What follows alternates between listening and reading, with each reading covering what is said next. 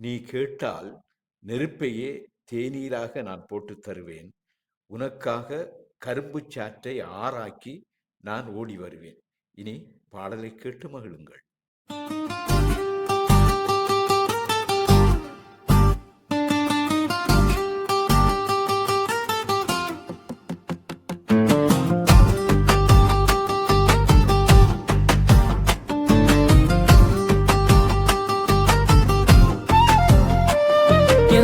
செடியை வளவத்து ஒளி பூவாக நான் மலர்ந்தேன். நீ சூடத்தா நீ நாடத்தா என் விழிமடியை விரித்து தமிழ் ஓசையாக நான் கிடக்கிறேன். நீ பாட